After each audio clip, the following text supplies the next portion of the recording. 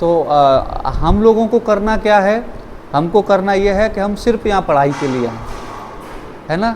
और जब भी कभी ऐसा लगे या कभी मन उदास होता है तो हमको एक फिर से दिमाग को रिमाइंड करना है अंदर से कि हम किस लिए आए हैं, पढ़ाई के लिए। तो अच्छा पढ़िए और अच्छा नागरिक बनिए, ठीक।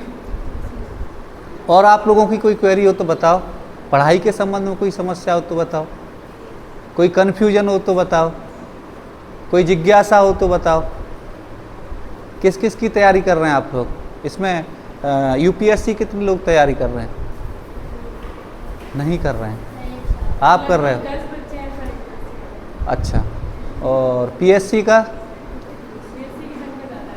अच्छा, तो इसके अलावा और क्या कर रहे हैं फिर और लोग? जेई के भी हैं।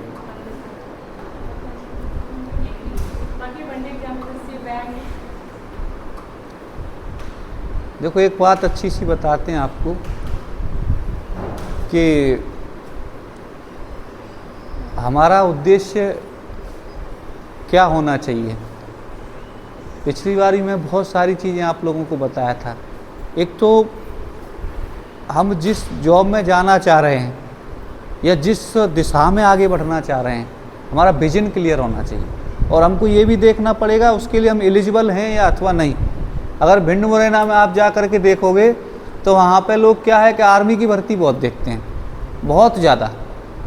और आर्मी की भर्ती देख देख करके भले ही छोटा है, जैसे मैं हूँ आपके सामने एक एग्जाम्पल, मैंने लगभग 20 भर्तियाँ देखी हैं आर्मी की, क्योंकि हमारे यहाँ ज़्यादातर लोग सभी आर्मी में ही जाते हैं, फ़ौज में जाना चाहते हैं। 20 भर्तियाँ देखी हैं।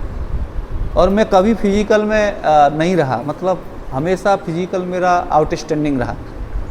और टेस्ट कभी हो नहीं पाया क्योंकि उसके बीच में मेडिकल होता था, तो मेडिकल हम हर बार फेल हो जाते थे। हम मेडिकल में बताते थे आपका कान में, मतलब आपके में क्या बोलते हैं, छेद।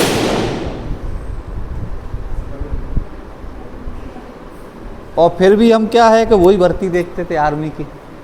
एक बार बाहर हुए, फिर हम दोबारा गए देखने, दोबारा बाहर हुए। फिर मैंने पिछली बार आपको बताया था कि हमारी एक घाटी थी, उस पर एक खांद वाली माता का मंदिर था। हम जाते थे वहाँ, ऐसा लगाते थे, हे प्रभु, हे माता रानी, तू और तुम्हें अगर सच्ची है तू, तो इस बार मैं सिलेक्ट हो जाऊँ। फिर हम फेल हो जाते थे, फिर वहाँ से वहाँ माता रानी तो फर्जी है, ऐसा करके वहाँ से आते थे, ठीक है ना। अगली बार फिर भर्ती देखने जाते थे, अरे तुम ही बचा सकती हो। तो इस तरीके से क्या है कि हर बार वही रहता था, जाते थे लौट के आते थे। रियल में प्रॉब्लम थी, कान में रियल में प्रॉब्लम थी, इसी लिए तो 20 बार फेल हुए, लेकिन फिर भी ट्राई करते रहे। लेकिन जब पुलिस की भर्ती आई तो एक ही बार में सिलेक्ट हो गए हम। और वो भी सिलेक्ट ऐसे नहीं हुए थे, हम संभाग टॉपर थे अपने उसके। तो हमको ये देखना पड़ेगा कि हम किस नौकरी के लायक बने हैं। हाइट कम है, फिर हम पुलिस की भर्ती देख रहे हैं, तो कैसे होगा? नहीं होगा। तो हमको ये देखना है कि हम किस लायक हैं। हमें अपनी क्षमताएं भी आकलन करनी पड़ेंगी, या तो उन क्षमताओं को फिर हम बढ़ाएं कि हमें लगता है कि हमें पीएससी की तैयारी करना चाहिए, लेकिन हम यूपीएससी की करना है, तो फिर हम उसको बढ़ाएं, ठीक है ना। तो बढ़िया तैयारी करो और अपने परिवार का, अपने माता पिता का, अपने कुटुंब का, अपने गांव का, अपने ज़िले का, सभी का नाम रोशन करो, ठीक है ना। आजकल बहुत सारी बच्चियां बहुत अच्छा कर रही हैं कि नहीं कर रही हैं। जब अभी कुछ समय पहले ही भारत पाक का जब युद्ध हुआ था, तो कर्नल सोफिया और व्योमिका सिंह, ठीक है ना, उन्होंने मतलब प्रेस वार्ता की थी, उनको आगे रखा था, ठीक है ना। इस हॉस्टल बनाने का उद्देश्य क्या है? ये पुरुष हॉस्टल क्यों नहीं है, महिला हॉस्टल क्यों है? उद्देश्य सिर्फ यही है कि जो बच्चियां हैं पुलिस परिवारजनों की, वो आगे निकलें, आगे आएँ, यही तो उद्देश्य है। तो जब हम लोग आप लोगों को इतना अप्रिशिएट कर रहे हैं, इतना मदद कर रहे हैं, तो आप लोगों का भी एक दायित्व बनता है कि हमारा विभाग और हमारे परिजन जो हमसे अपेक्षा कर रहे हैं उसको हम पूरा करें।